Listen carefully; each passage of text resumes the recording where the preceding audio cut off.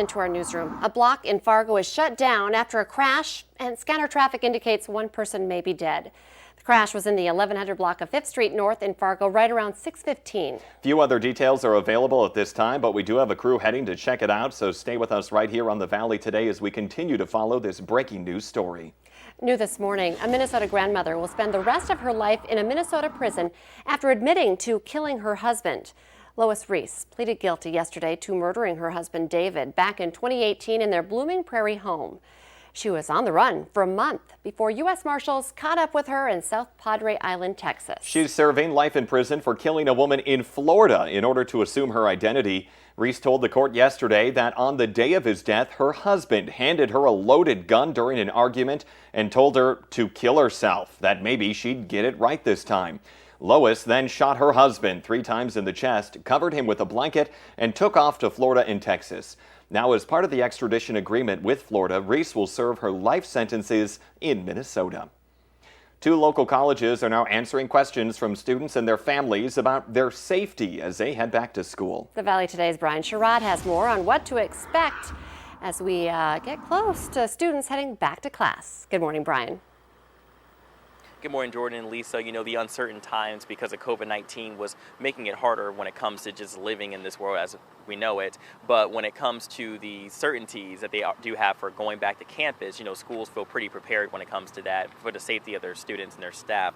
Now, starting with Minnesota State University, their 12-page return to campus plan has been broken down into 6 categories. To break this down further, everyone on campus is required to wear a mask. Self-screening services will be placed at entrances, classrooms, and labs. If students happen to be positive with COVID-19, they will work directly with the Dean of Students office to get their absences approved, notify employees, and coordinate support services. Staff says they are still planning to reopen their offices, departments, and programs before or on August 17th. Now over to the University of North Dakota, they will have a primary entrance and exit, provide hand sanitizer and wet wipe stations. Signs will be displayed to limit hallway congestion and crowding. In classroom settings, staff will be physically distanced behind a marked area and plexiglass shield. I am still researching their start date and will update once we have it. So the Q&A is set for 6 p.m. over Zoom tonight. You can go on Facebook to attend the meeting, and if you happen to miss it, there will be pre-recordings on their websites as well, and we'll have a link to it on our website as well. Some important information as we all look to stay safe this fall. Brian Sherrod reporting live. Thank you. Let's get a check now of our first alert storm team forecast, and we have some weather to talk about this morning. Lisa Green's been tracking it now for a few hours. We sure do. We're talking about rain and thunderstorms in the southern end of the valley here, and we're looking off to the south and east, and you can see that really dark sky, especially on the right side of the screen here, indicating where we're getting some of that heavier rain coming down south of the Fargo-Moorhead area. So this view from our sky cam looking a little more gloomy at this point in time. Here's a look at the latest radar loop.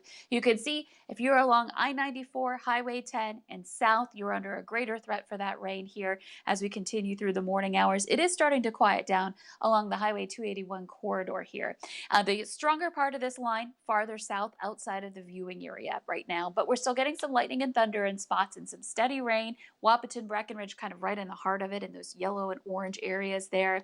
And then perhaps some strong winds on the wake of this system also picking up around Oaks and over toward the Britton area and into Sargent County as well. Zooming over to the east, we do have some isolated areas of lightning and thunder within the rain, but that's where it's more concentrated, is on this leading line moving through Alexandria, but also into parts of Ottertail County, places like the Henning area, watching this roll in along Highway 210 there, and that's going to continue moving eastward. Fargo-Moorhead just barely on the northern edge of this. Horace may be seeing some sprinkles, getting some rain definitely down by Oxbow and the Kindred area right now, and then beyond to the south down toward Wolverton as well, in the Kent area getting rain. So checking out your tri-state view, this is right in the heart of the tri-state area. It's going to continue rolling eastward, and once it does so, we'll start to quiet things down. You can see there's quite a bit of cloud cover associated with it. Eventually we'll get a little more sun as we head into the day. Temperatures are in the 60s in most areas. It's 67 in Fargo, and we've got some humidity building in as the wind out of the southeast starts to pick up and pumps in that moisture on our planner here. We will really feel that humidity return. Temperatures upper 70s today to some low to mid 80s with some partly cloudy skies. There'll be some moments where we get a lot of sun, others like right now where we're kind of stuck with the clouds and the threat for some storms. Speaking of today and into the overnight hours, we're under a marginal risk for severe weather in the valley in that dark green. That means one or two, it's on the low end, one or two storms that might become severe. Tomorrow is when we transition into that slight risk as the cold front moves in and our threat for severe weather, but also some heavy rain increases as we continue on in the forecast. Check out by Saturday morning. We have the potential in orange there of 2 to 3 inches and maybe some isolated areas of more. So want to pay attention over the next couple of days. Make sure you have that VNL weather app, I was going to say, too. So. Yes, a lot to watch out for. Thank you, Lisa. The votes will still be counted over the next few days, but we have enough of the numbers in from yesterday's Minnesota primary to know who's moving on to the November general election. In the U.S. House race for the 7th District, Michelle Fischbach is leading the way. She'll move on to challenge longtime incumbent Colin Peterson, who dominated his race. In the race for U.S. Senate, DFLer Tina Smith overwhelmed 4 challengers as she seeks her first full term. She leads with about 87% of the votes cast. But getting past the expected Republican nominee will be tougher for Smith. Jason Lewis has the endorsement of President Donald Trump and was strong against 4 other candidates. Now you can follow these races and many other statewide and local races by going to the VNL News app. Presumptive Democratic nominee for President Joe Biden and his newly selected running mate Kamala Harris will speak to voters in Wilmington, Delaware. Their remarks later today will be their first public appearance together as a team. Biden tapped Kamala as his running mate yesterday, making her the first black woman in U.S. history to be on a major party's presidential ticket. Their campaign website says today they will speak about working together and fighting for working families. Here's the latest on breaking news that we first told you about last week. Investigators now say that massive fire that destroyed a St. Paul hotel that was under construction is likely a case of arson. They made their determination after investigating the scene, reviewing video footage, and talking to witnesses. Fire crews spent 4 days checking the rubble for human remains, but they didn't find any, and there is no one who's unaccounted for. The ATF was called in to help St. Paul Fire and Police and the state's fire marshal's office. Police have a Fargo murder suspect now in custody. They found 25-year-old Larry Evans Jr. in Wahpeton Monday night after getting a tip. They had been looking for him since August 4th. He's charged with murder and terrorizing in the death of 18-year-old Cameron Camacho. Investigators say there was a fight at a South Fargo home last week over the price of marijuana. They say Evans hit Camacho with a baseball bat multiple times. One driver is hurt after smashing his pickup into this garage in Moorhead. It happened yesterday afternoon in the 1100 block of Bellesley Boulevard. Police now tell us the driver had a medical condition while behind the wheel and that the driver lived in the area of the crash. The garage has significant damage. Minnesota is reporting 6 new deaths and 332 new cases of COVID-19. So far, over 1,600 people have died from the virus in the state. In North Dakota, 5 more deaths and 174 new cases. The death toll now sits at 118. You can find more information on these numbers on our VNL News app. The largest mall in North Dakota says masks are required to walk through their doors starting on Monday.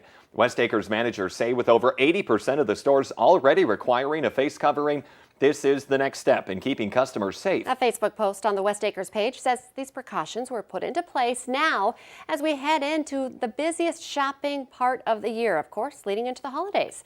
But not everyone is on board with this new protocol. I don't like it a lot. I feel like it's uncomfortable. It's not really a fashion statement. Would it stop you from coming to the mall? No, I'd still come, but it just wouldn't be as enjoyable with one. Children ages 5 and under are not required to wear a mask, but families should encourage them to. Masks can be taken off when eating or drinking in the mall. Bids on an old Cold War era missile site in northeastern North Dakota came up short by about $500,000. More than 70 people registered online to buy the command bunker and missile launch tubes near the town of Fairdale. The auction house is working with the highest bidder, who is from North Dakota, and they're hoping to have something figured out by the end of the week. Could you imagine that on House Hunters? Ooh, good idea. I'll take the missile silo bungalow. But anyway, in our consumer alert this morning, Bed Bath & Beyond is hoping to save a rite of passage for college freshmen in the middle of this pandemic. Many schools are opting for virtual college classes this fall, and as a result, many students are living at home in their childhood bedrooms instead of on campus. So Bed Bath & Beyond is rolling out College from Home inspiration to design a stylish and functional bedroom that feels like you're at college.